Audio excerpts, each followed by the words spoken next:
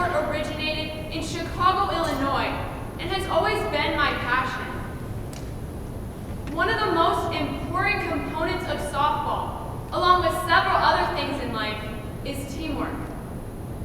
All players on the team must function as a unit in order to progress toward success. Teamwork correlates directly with the lives of American citizens, simply because we, the American people, similar to players on a softball team, must function as a unit in order to uphold our American Republic, to progress toward success. Our founding fathers have worked very hard to ensure our freedoms, such as our right to vote. The founding fathers taught and gave us the basic understanding of a true American society, similar to how a softball coach would teach his players about the basics of softball. Ladies and gentlemen, we have a responsibility to function as one entity, like a softball team, in order to maintain and protect the very principles of our United States Constitution.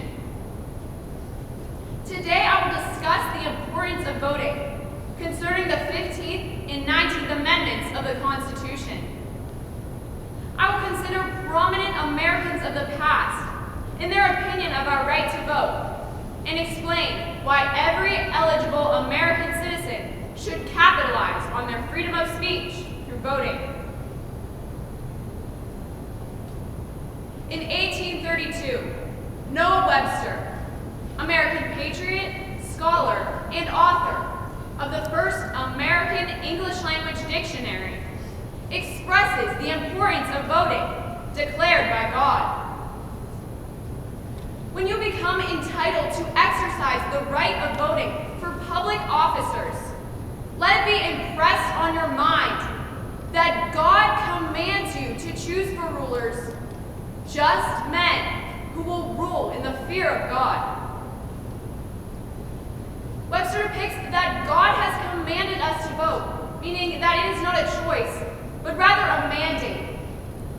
He not only says that we must vote, but also that we pay close attention to who it is that we're voting for.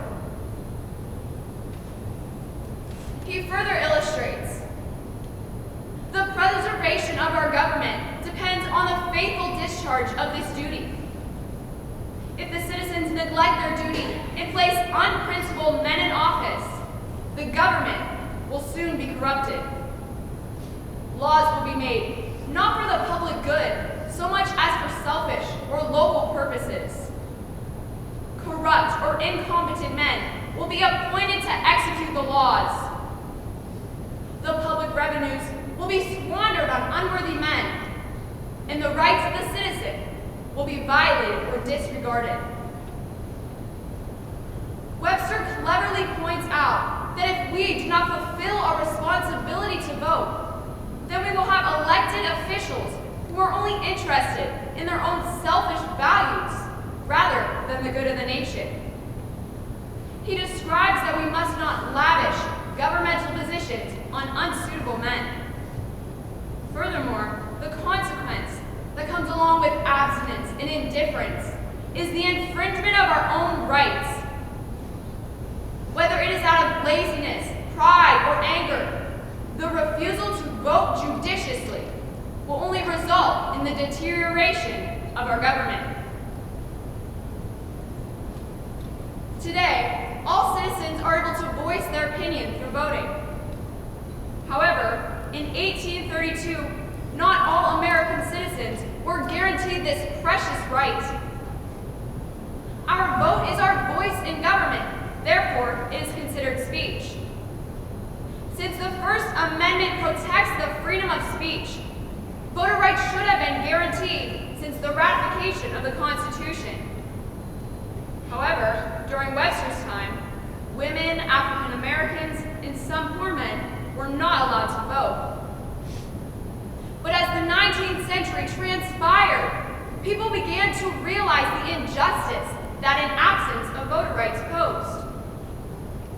American citizens began to vote for what Webster referred to as just men, who work to implement voter rights, which illustrates how essential voting truly is. Although not everyone had the right to vote at this time, the people who did used it for the good of our nation to progress toward success. As a result, our voting rights were officially recognized and protected by the 15th Amendment, which states, Section 1, the right of citizens of the United States to vote shall not be denied or abridged by the United States or by any state on account of race, color, or previous condition of servitude.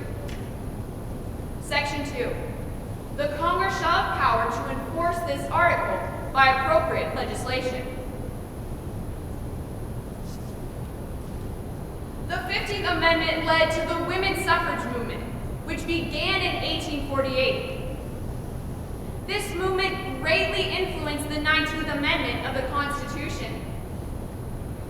As the famous women's rights activist Susan B. Anthony once said, "It was we, the people, not we, the white male citizens, nor yet we, the male citizens, but we, the whole people, who formed the Union. And we formed it not to give the blessings of liberty, but to secure them. Not to the half of ourselves and the half of our posterity, but to the whole people, women as well as men." Anthony played a key role toward the women's suffrage movement. She relates her argument directly with the Constitution by addressing her audience as we the people. Since the Constitution pertains to all people rather than just white males, Anthony believed everyone should be guaranteed the same rights that are protected in our Constitution. She wanted to offer the blessings of liberty to everyone, rather than half the nation, in order to progress toward success.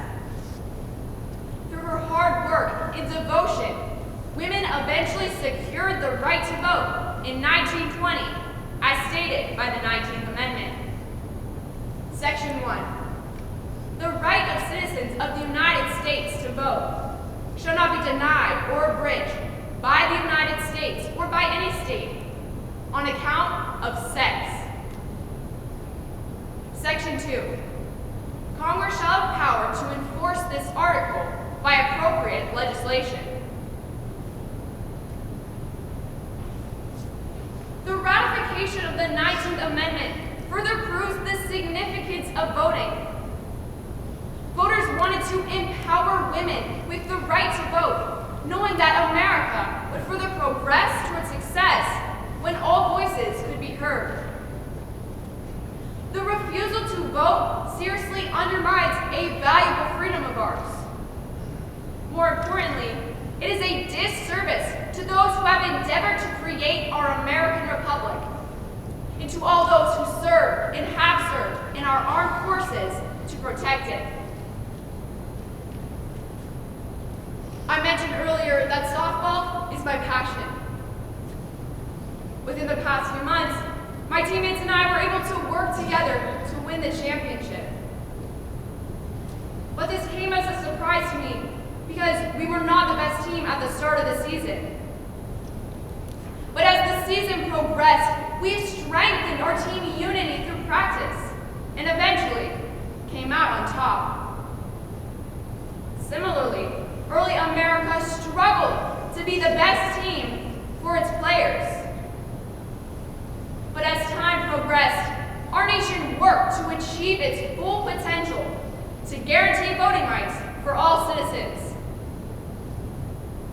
Ladies and gentlemen, I challenge you, as an American citizen, will you be a supportive team player by astutely executing one of your most precious rights to help our nation progress toward success?